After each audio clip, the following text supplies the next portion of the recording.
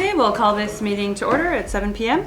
Can I please get a motion that the agenda for the February 25th, 2020 Committee of the Whole meeting be adopted with the addition of closed session item I2, personal privacy tax matter? Councillor Bevan makes that. Okay, Councillor Bevan makes that motion. All in favor? Motion carried. And can I get a motion that the minutes of the February 11th, 2020 Committee of the Whole meeting be adopted as presented? Councillor Wilkinson makes that motion. Any questions, comments, or concerns? All in favor? Motion carried. And we don't have any delegations tonight, so we'll move along to corporate services. We have Michael Passy, our Manager of Corporate Services, doing a presentation or presenting on the request for property tax exemption, Edson Tumblers Gymnastics Club. So you'll remember a few months back, there was, Trish came in and talked about some nonprofit organizations that were going to receive tax exemption status. This is just a late application that came in, and I'll just draw your attention to the last paragraph in the memo where it just says that even though the application states that November 30th is the deadline, there is no legislation that prevents you from hearing it later and deciding on that. Okay. All right, thank you. Councillor Bevan? Through the chair. Yeah, I have no problem with this here coming forward to us at a later date. I know the gymnastic club in here has struggled over the years with trying to find a place, and somebody wanting them and that they want to be there, so they've been there for a while, and I think what they do for our youth in the town is very good. I'd like to see them get all the breaks they can here and that, and I know the building 1 or 2 and that, so I have no problem taking this and saying that we should go forward with it. Okay, thank you. Councillor Sorensen? Through the chair to administration, I can't see anywhere on the application that says that they pay property taxes. Is it on there somewhere? It shows me it looks like they're leasing, but I don't see anything. It would be if they're paying taxes, it must be an agreement with the landlords that they're responsible for paying the taxes. With organizations like this, if they were to move locations, that tax exempt status goes along with them. So it moves from that building to the other building, the new building, if they were to move. But there'd be an arrangement that is made with their landlords, so it would be exempting the property.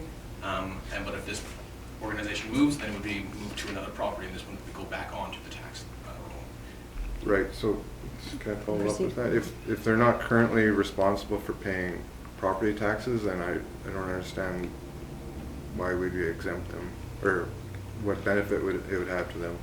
So I guess my recommendation is that we see the lease and make sure they are responsible for property taxes. Okay. Councillor Wilkinson? Through the chair, I was just wondering, the tax exemption, what monetary implication does it have to the town? It's I believe this one it would be roughly around $5,000. Councillor Curry? Through the chair, just to clarify, Michael, we can't deny this on the MGA unless it's just that because it was late.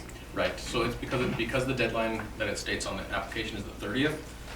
That's that causes this to have come now and say, is this what we want to do? We're at a point in the year where we haven't generated tax notices. We haven't done, so this is the time where if something does come late, we would want to address it. If it was coming any later, then it might be something we could put off to the next year, but it is at the council's discretion. But as far as the lease aspect and that goes, it's just because it's a late application, we wouldn't be allowed to deny it otherwise. Yes. Okay. Councillor Wilkinson? Through the chair, I have to agree with Councillor Sorensen. I saw it as a lease application. I really don't see what or where the tax notice is on this. So I can't support it as it is now. I'd like to see that included. Michael, is there a way that we can get some type of verification from the property owner that if we were able to proceed with the $5,000 or approximately $5,000 tax exemption, that the club would be the one benefiting from that, that it would be taken off their rent or something, so we know that the transfer would go to the appropriate group? Yeah, we can look into that and see what we can bring forward. Kayla? Sorry, in the package, Trisha did include the lease, and not this package, sorry, and the gymnastics club did include the lease in their application. I just didn't include it in here because I didn't feel like it should be for the public. Okay. But we can double check it and make sure before we bring it back to the council meeting. Okay. Councillor Curry? And just through the chair, I just, hold on 1 second, it's gonna come back to me in a moment. Sorry. Okay, CO Derricott. I do have a comment too. I think, well, it is obviously administration has no problem with the acting in prudence there.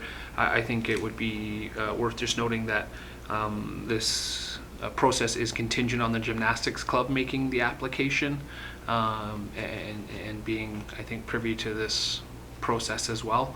And I don't see why they would do that just so that their landlord didn't have to pay taxes. So I think we can be reasonably confident that they've communicated with their landlords.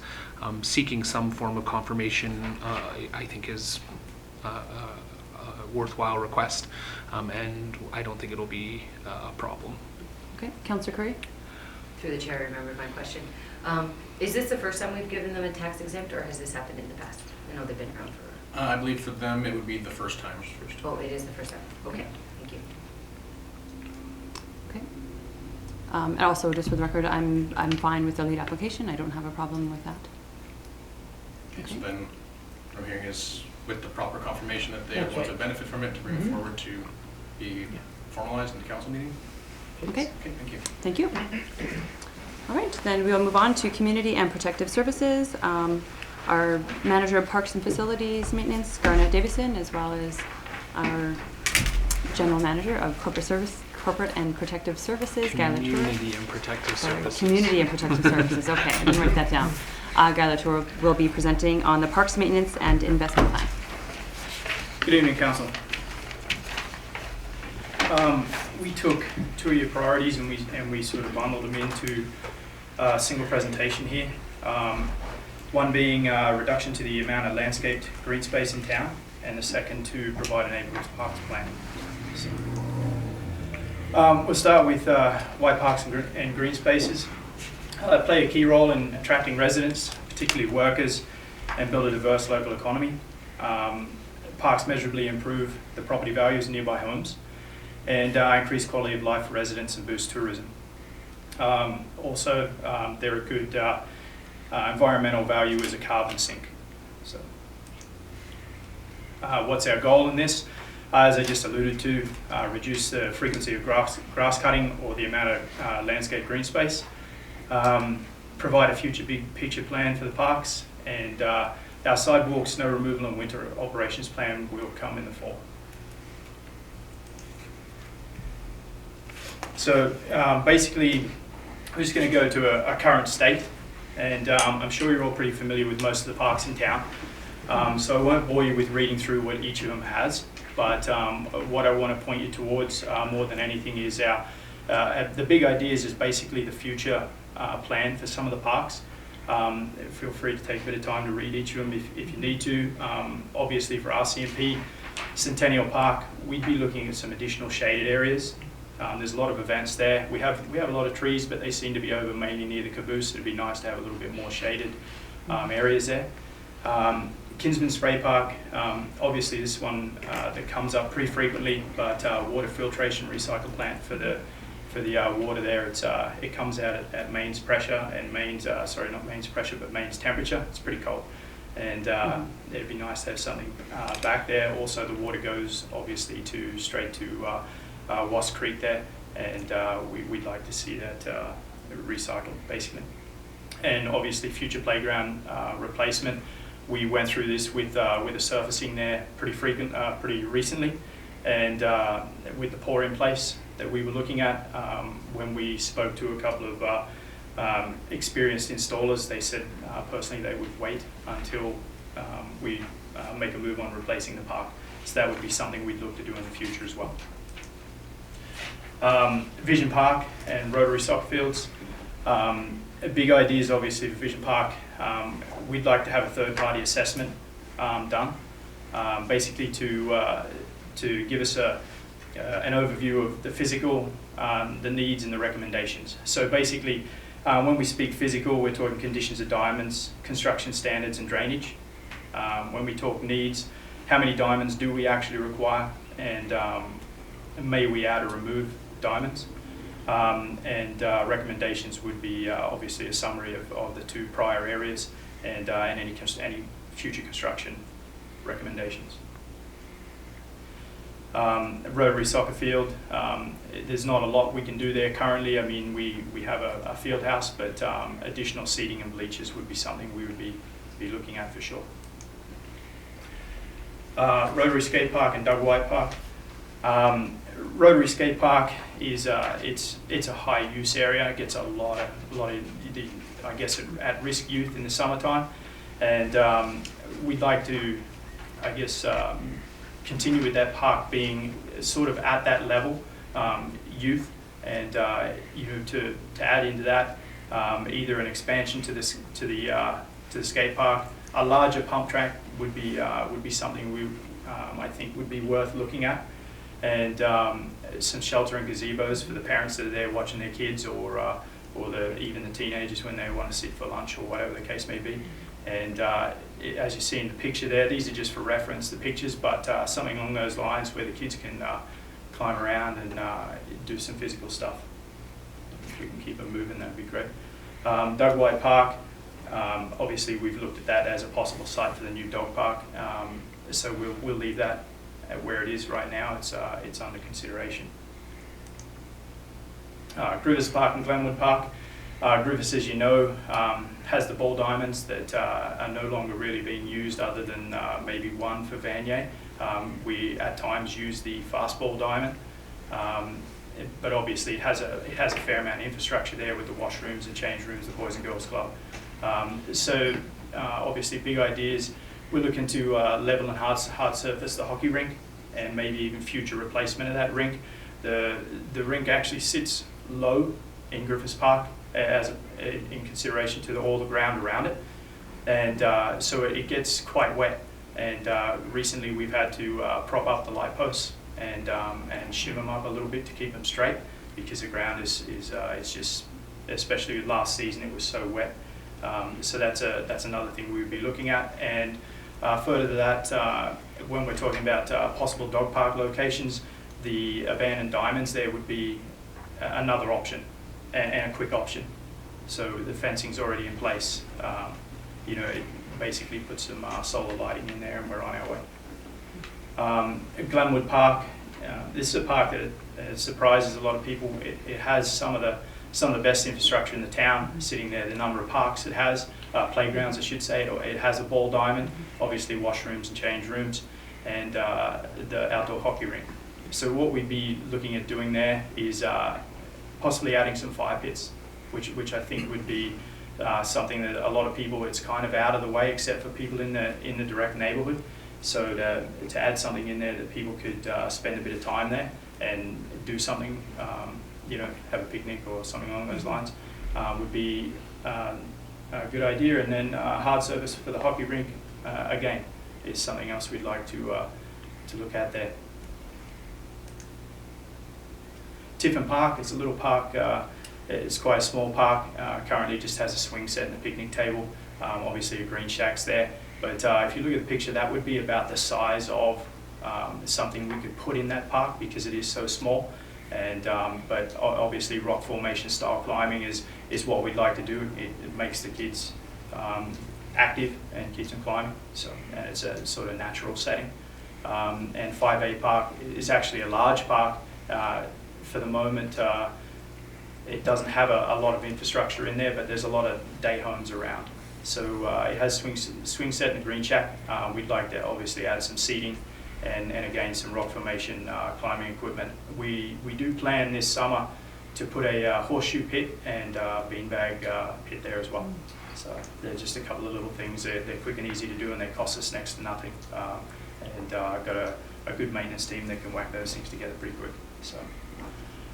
Millennium Park, this is a park that's used by a lot of people who like to just walk through it.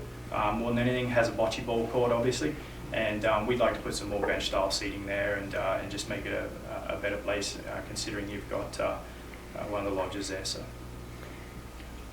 Hillendale Park, reasonably new, so we don't want to go crazy there, but obviously adding some additional shade areas. Keep in mind that we still have trees and a bit of landscaping to do in that park as per the plan for it. Last season was way too wet. We could barely even mow it, let alone put trees or shrubs in there. West Haven Park, or otherwise known as Horseshoe Park, it recently had the trail, or the goat trail that was dissecting that park, upgraded. So basically the park is 2 triangles with a trail in the middle. So what we'd be looking at doing is not putting something too big in there, but we'd like to go something as a natural style playground, something along the lines of what's in the picture there. And Passy Park, which is a park but isn't a park. It's located kind of on a crescent, and it really has no infrastructure in it at the moment other than a couple of benches. And we were thinking we'll look at putting something like a swing set and a rock formation in there as well. And we're trying to keep our additions to the parks at the moment pretty low, because if we do look at Kinsman in the future for for a serious upgrade to the playground, you're looking at minimum $500,000. So the other parks we're looking at trying to keep the expense low, but provide something that the community will enjoy. So moving on from there, what we're looking to do in essence to reduce landscape green space is roll out a new classification system. And so classification of the parks in particular, not necessarily all the green spaces, but of the parks and residential green spaces. So what we're looking at doing is classifying them 1 through to 6, and 1 obviously being high visibility and sports grounds, so your Centennial Park, soccer fields, Vision Park, and then secondly your high use, high infrastructure, so your Spray Park, Griffiths, Glenwood, low use, low infrastructure, and then green space residential, which is to a degree you could roll Passy Park into that one, because it's a green space, it's in residence. It does get looked at, so it's something that needs to be cut. And then green space, open space, so monthly maintenance, and natural areas, which we'd be looking to mow twice a season, thereabouts, depending on what the season looks like and how much rain we've had.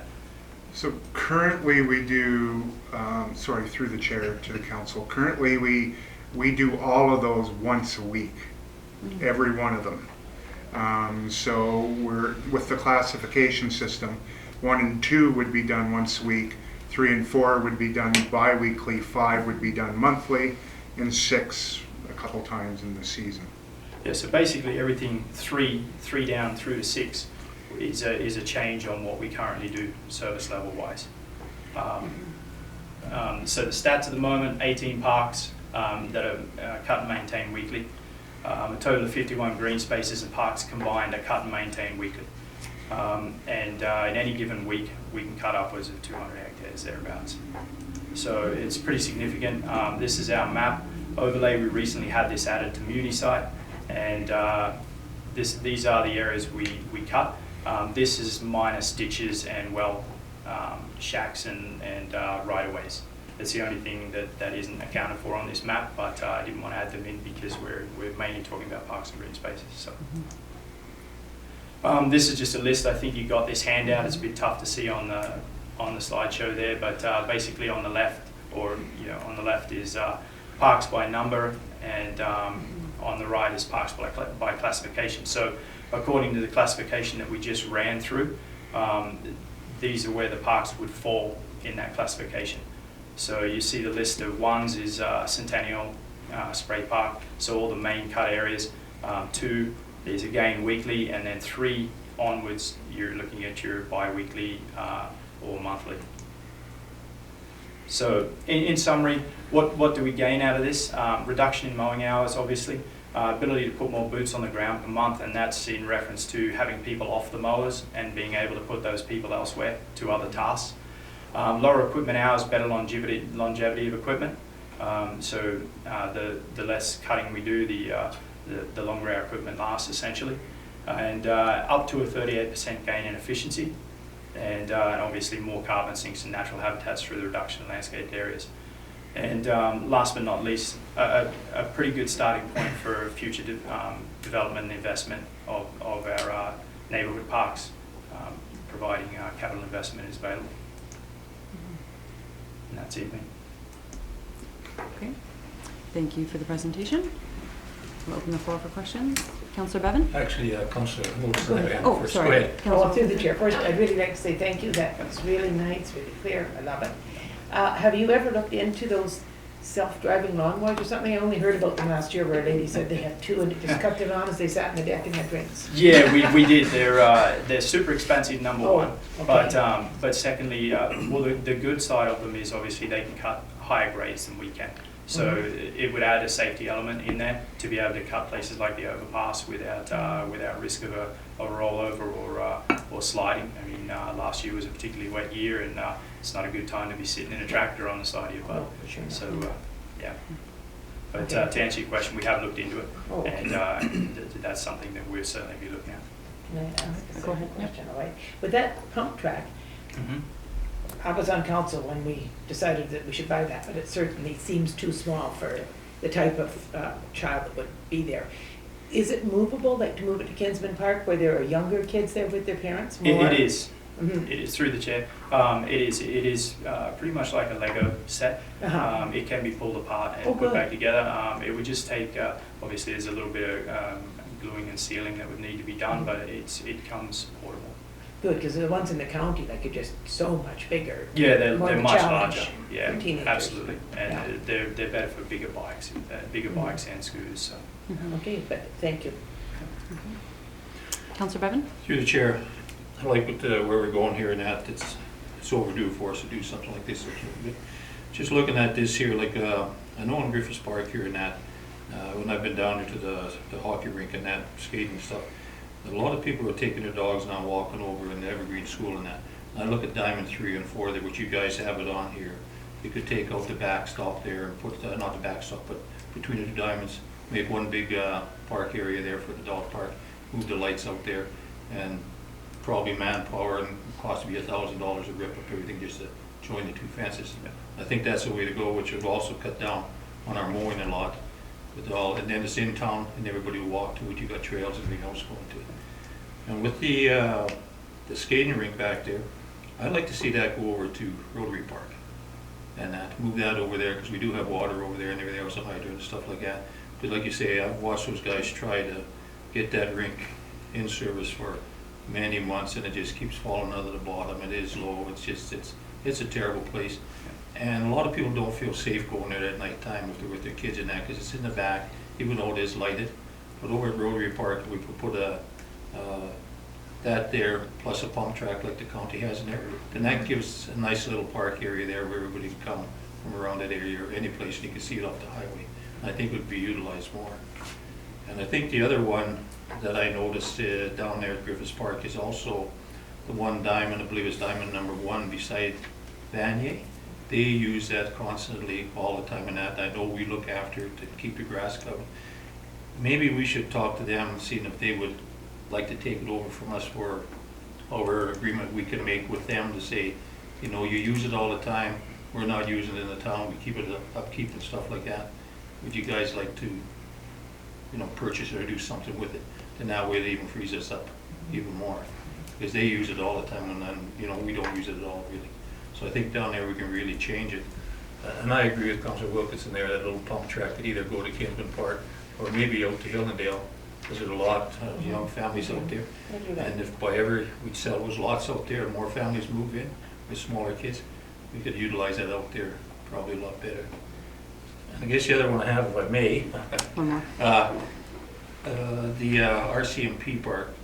We had talked about previous council and this council of the RCMP putting something in the park for them and that. I don't know where our talks have gone from there, but is there anything we can do, get a hold of them, that they could maybe help us put something out there and put their name on it or whatever? You know, saying it's an RCMP park or whatever, and that. You know, I mean, they were looking at doing something with us, and I don't know where it's gone from there. Yeah, Sorry, do you want me to? I was just going to say through the council, to Councillor Bevan, I think that's, we'll put that down to talk to the new staff sergeant when he arrives and see what priorities they might have at that point. Yeah, if I may Sir add to that, when we, thank you, Councillor Bevan, when we discussed that at strategic planning, Staff Sergeant King took on that project and was working on some things, and it didn't come to fruition before he's moved on there. So I think Mr. Litcher's suggestion that we could touch base with the new staff sergeant once they come place to see if there's any interest in pursuing that further. Okay. Councillor Sorensen? Yeah, through the chair to administration, thank you very much for the presentation. I've been looking forward to this for a long time. It was part of my campaign to do a parks plan, so I'm glad we're at that stage now. I do want to emphasize the importance of parks and green spaces for both not just social aspects, but also environmental and economic benefits, and you briefly touched on that tonight. I think from what I see here, I think what has happened so far is you've looked at our existing parks and you've asked yourself what features could be added to that park to improve social use or social benefits.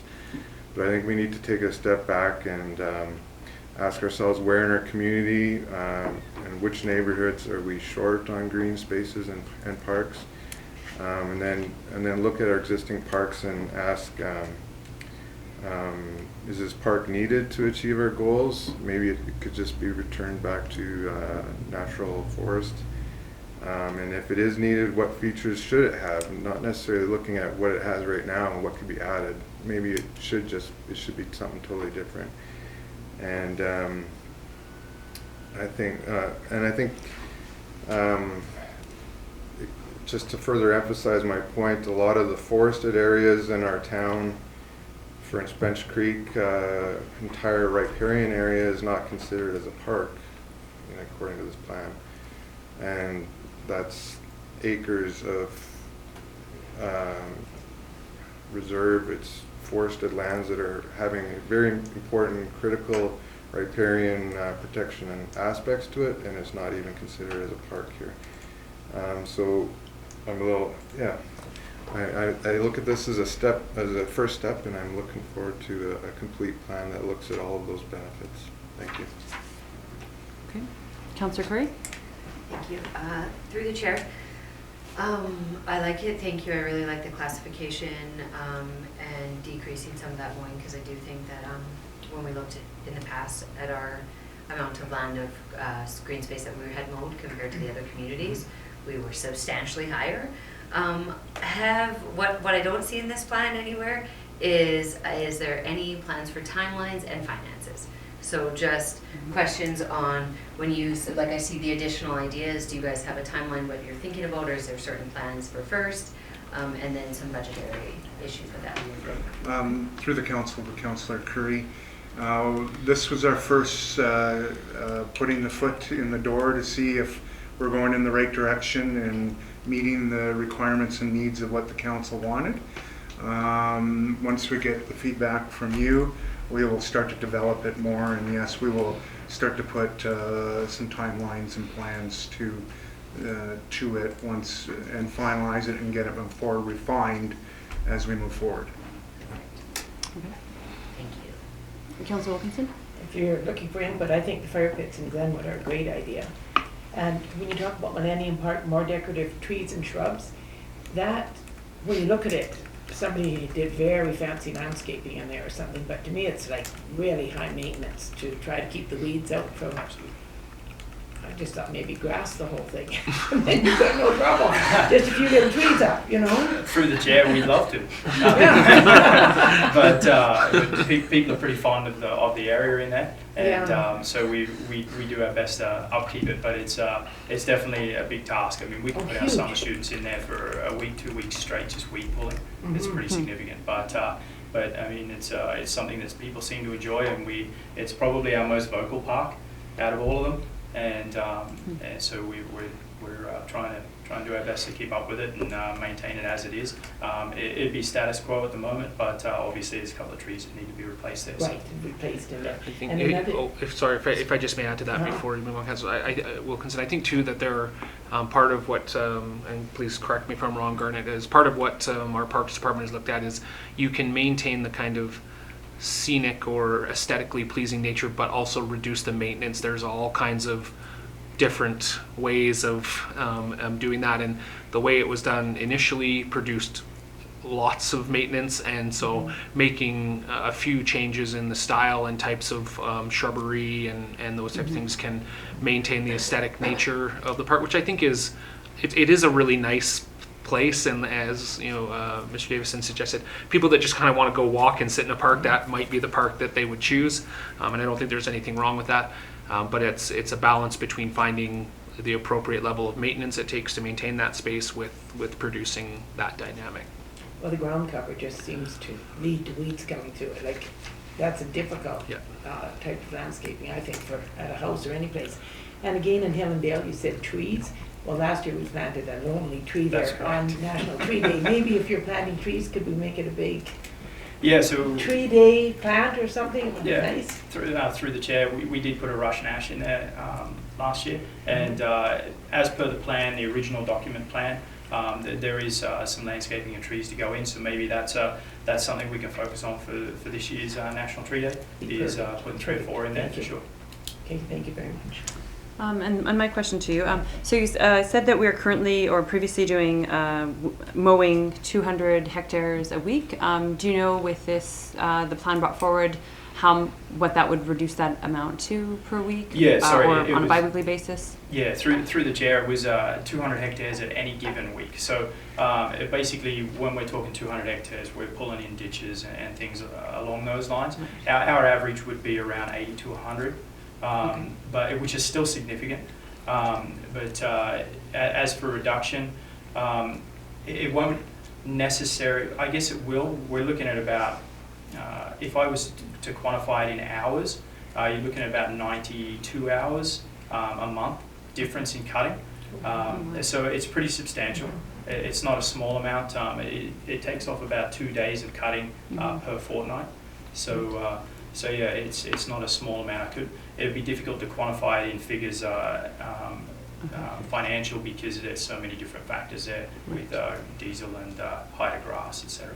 Right, okay. And another question, so in the list of all the different ideas for the parks, what were the ones that were planned on being done this year, I'm assuming within the current budget? So of all the ideas that were on there, none of those are in 2020's budget. Okay. But this was where we were, what Guy was just referring to is we were moving to setting that in motion for capital investment. And that's where you'll find it is likely in 2021 budget. But obviously our high event, high use areas would be our priority straight up. And some of the secondary ones would follow close by, and we may even pair a high use with a secondary. Right. Okay. Councillor Bevan? Through the chair, the administration. Last year we planted a tree over at Hillendale. I was talking to the people from Weyerhaeuser, and they said just let them know, and if you want 3 or 4 or 5 trees, let them know far enough ahead of time. They'll be able to help us out, and if you want to know what type of trees you want to put in there, please let them know. They were very happy last year to put the 1 tree in, even though it was short notice. And people that did turn out, they even said, maybe we can do a little bit of a barbecue here or something like this and that, and make it a nice tree planting day and that. And then for the second question, I think just at Millennium, is there, people have asked me that live around there, would they be able to take over some of the weeding to help the town out? Is there something they could do there, to look after themselves? Because there's they're looking for something to do, and they do walk through, and do sit in there, they do, do this and that. I don't know what our policy is, and anybody going onto our parks and doing stuff like that, but is there something we can maybe talk to the group there or whatever? Through the chair, I think anyone willing to volunteer some time to help us out is a fantastic thing. In reference to what our policy states, Mike, do you want to? touch on that?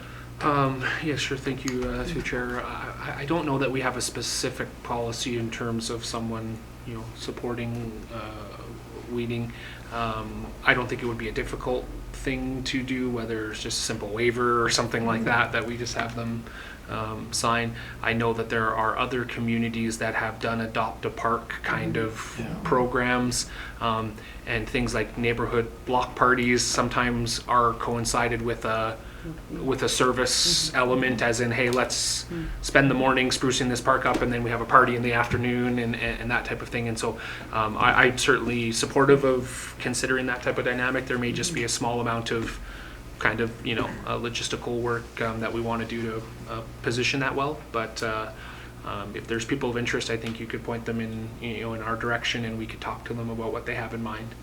The people that live around there love their little park in Anton, are always in there.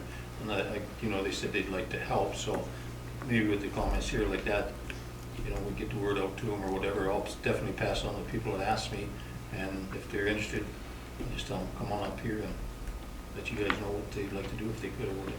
I like the idea of adopt a park there. Pretty nice. It frees us up. That'd be great. Councillor Curry? Through the chair, just knowing that you kind of came with ideas of starting point, just a couple things, and kind of going on what Councillor Sorensen said. As far as, I like the ideas here, but I would like to see, so was there a needs assessment on how much parks are being used before we're putting into it? So the ideas of things that we're putting here, do we know that these are parks that are already being used? Or as Councillor Sorensen said, are there other areas that are being used more? And I would like to see some user group consultation and some consultation within the actual neighborhoods. So I know, for example, when we put in that Hillendale one, they did do a Hillendale, 1, 2, 3, and that choice, and knowing that that's, those are the users that are going to be using it. So I would like to see, along with here's our plan ideas, but have we actually talked to the neighborhoods to see if that's what they want and that's actually the usage that is needed. So some usage, and especially things like Kinsman Park and that, or sorry, Centennial and that, where we have major users that use it on a regular basis, or the soccer fields and such. I think talking to those user groups about what they see as being a need to is really important. Absolutely. Thank you. Theodorka? If I may add, just a few general comments I have. I think this is, as you said, this is just the start of the ball rolling, and I think there's been some great feedback. And some of this is in line, I think, with Councillor Sorensen's part, is that I think we've missed identifying some areas that count as green spaces or park spaces. I would say the school grounds as well, even though we don't maintain them, would be something we want to make sure that when we're doing our evaluation, we're looking and saying, well, there's a school with a playground in this area, and just being aware of it. And the other thing I would just add to that is trying to create multi-use spaces. For example, we have a couple of those neighborhood rinks. If ever we were to hard surface those and add a few basketball hoops or that type of thing for the summer, because that's kind of been my observation in a few of them, is that they get used really, really well, but only in kind of the seasonal space, and then they're less used. And so just trying to create spaces that have as much use. I know that's difficult with the types of seasons we have, but that's something that I think we'll try to keep in mind as we narrow some of this down a little further as well. One more comment to administration, to further to Councillor Sorensen's point, even including the schools as a park space, even though we don't maintain them. There are a few areas in town that are lacking greenery in any form, maybe other than a ditch.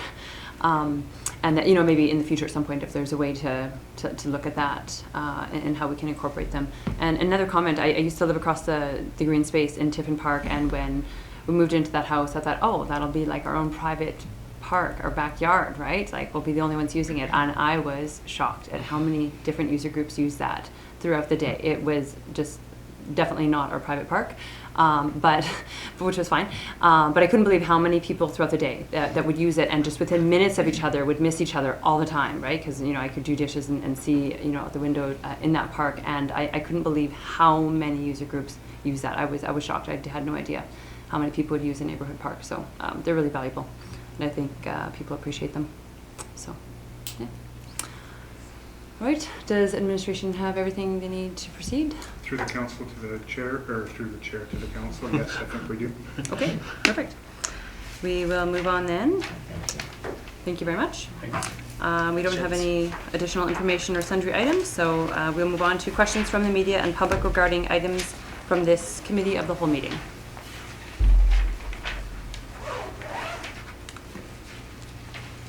Any questions?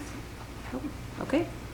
Then I need a motion that council move into a closed session in accordance with section 17.1 and 4E, 24.1A, and 25.1C of the FOIP Act. Councillor Sorensen makes that motion. All in favor? Motion carried. And I'll get a motion that the meeting be adjourned. Councillor Bevan makes that motion. All in favor? Motion carried. We will call the meeting to order at I was not expecting that. but- 8:15. Can I get a motion that the agenda for the February 25th, 2020 special meeting of council be adopted as presented? Councillor Wilkinson makes that motion. All in favor? Motion carried. And can I get a motion that council move into a closed session in accordance with section 24.1A and G of the FOIP Act? Councillor Bevan makes that motion. All in favor? Motion carried.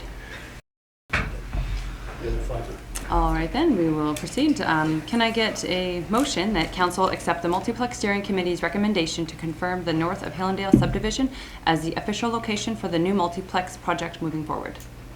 Councillor Curry makes that motion. All in favor? Discussion. Oh, sorry. Jumping the gun. Okay, questions, comments, or concerns? Councillor Bevan. Through the chair. On this, if we're moving to this new site and that, what is our timeline now on having this built? As compared to where we're going to go down to Griffiths Park, whatever. Timeline still the same, or is it? CO Derka? Thank you. As of now, there has not been a formal discussion about changing the timeline. It's anticipated that at minimum the existing timeline would be maintained. Yeah. Okay. Thank you. Councillor Wilkinson? Through the chair, I'd like to say that I support the project as it is, but I cannot support the choice of location for the project. I do think from people coming from Glenwood, it'll be very difficult for them to make that much distance. I'm extremely disappointed in the designs that came forward when I was on the steering committee and continue to come forward from Standeck. I would like to see how we can do things, not how we can't. And of course, anyone in this day and age would have a heating and cooling system that concurred with each other, that they would work together. And you talk about it being such a hassle to build around a current spot. And oddly enough, with Evergreen Foundation, we're building a lodge in Hinton right around the current lodge. It's completely around it. We're needing to cut trees down, and that seems to be a feasible thing for our development and for our builders. So again, in there, it can be done. So I guess what I'm looking for is what could be done. And I am very, very worried about day use from the schools. I think it's too far away for them to use it properly. So that is why I would not be supporting the location. Okay, Councillor Curry. I would have loved for it to work at Repsol, but I think what Stantec made really clear is that it can be done, we just can't afford it. And that it will cost $10 million more, and it will cost almost a year and a half, and that's if everything goes well, onto the timelines. And our taxpayers made it very clear in our survey that they didn't want to pay more money. They were already, just somewhat not comfortable and some just comfortable with the 70 million, and so that is a very set. And the reality is, in that location, it cannot happen in the budget. And so I do think that Hillendale, we have the connecting trails that I think as a town we can make sure that we have those well done, and we can get you there walking, and it will be a change in a little bit of a distance, but I do think it's a beautiful site that we can make the best of. Okay. Through the chair. I haven't had a chance to speak sorry. yet, so Okay. I will speak prior to that. I'm very excited about this. I'm very glad that the steering committee was able to come to a decision and move forward with this. I know some of us had our hearts on the Repsol site in the center of town, but as other communities all around us, all around Alberta, have many of them, just kind of on the edges of the community, but still within the community and still within biking and walking distance, and very easy to drive to. I think that there's no reason to be upset with Hillendale. As Stantec has mentioned, they can change the design to help with the slope of the land and enhance that, rather than seeing that as a barrier. So I think that there's some great things to see there, and I'm pleased that it also has the capacity to accommodate all the programming that we had in the previous design as well, that we're not having to take anything out or have anything in a really weird design that so it doesn't match up, or that the end design is very nice and practical. I'm also pleased that it has the shortest construction timeline, and as well as the least disruption in our community. And I think that the price tag is also within the limits of what this council and our partners in the county's agreement as well. So I'm happy that we're able to move forward, and I would like to see things happen quickly. So, Councillor Sorensen? Sure, thank you. Going into this, my top priority was actually the Griffiths Park site. I think that had the most benefits, and secondarily it would have been the Repsol location. But based on severe cost implications and the 4 to 5 years of phased disturbances to our residents, I must now support the Hillendale location as the only site that meets our budget. And I am excited about how we can rise to the occasion and develop new trails to this Hillendale site, connecting it with the center of town. And furthermore, I believe this is going to be an architectural gem in our community, and I am more than excited to proceed with detailed planning. Thank you. Okay. Oh, I just had a question about the cost, because we are going with the design build up there, and it was just a minimal cost to build around their current lodge. Minimal cost difference, so I'm surprised at the difference that Stantec gave here. 15 million or something, was it? The difference in cost of building around Repsol Place rather than just new? Thank you, through the chair. Anticipated $8 to $9 million of additional costs through a phased build on the existing Repsol site. Okay. I think a difference between just my own observations, and I'm no architect by any means or engineer, is that with the current lodge, there's nobody living in it, and whereas in the Repsol Place, we would still be utilizing that with the approach that was given. So it would be working around all the people and So this is in Hinton, and people, disruption. the seniors will be living in the lodge, and it will be built around them while they're there. Yeah. Through the chair, if I may, there's been obviously an ongoing conversation in the steering committee. I've been impressed with the robust nature of those conversations. A lot of different perspectives have been discussed and pursued, and I appreciate the agility of the steering committee and both councils in terms of responding to information they learned about Griffiths Park site and then going back and doing additional due diligence. I think that shows great prudence and wisdom from both of the councils. In this most recent discussion around the steering committee, just in addition to some of the items that have been mentioned, one of the items that was very persuasive for the steering committee was that the staged build on the existing Repsol site would also have at least some significant interruptions to existing services, which means going potentially seasons without hockey rinks or other things, and so that is one of the other advantages of the clean build, the green build on the site is there will be no interruptions to existing programming at the pool or the existing arenas while the project is ongoing. That was an item that was discussed at length by the steering committee as well. Just another question to administration. So what are any anticipated costs with having the site in Hillendale with sewer and road tie-in? Thank you. I think it would be premature to try to say specifically what those costs would be. In each of the evaluations of the sites, Stantec used language as what they described as a site premium all sites have them, it's just the cost of developing them. Each site are unique. Hillendale has some which include, water and sewer connection and others. What Stantec did make really, really clear is that they felt that the Hillendale site had the lowest site premium by a significant margin in terms of the overall investment it would take to develop the project on that site. Okay. Any other questions, comments, or concerns? Okay, I will call the question. All in favor? All those opposed? Motion carried. I would say normally we would take questions from the media or public, but I think we're off the hook for Okay. that one. So since there are no media or public available, I guess we can skip that part.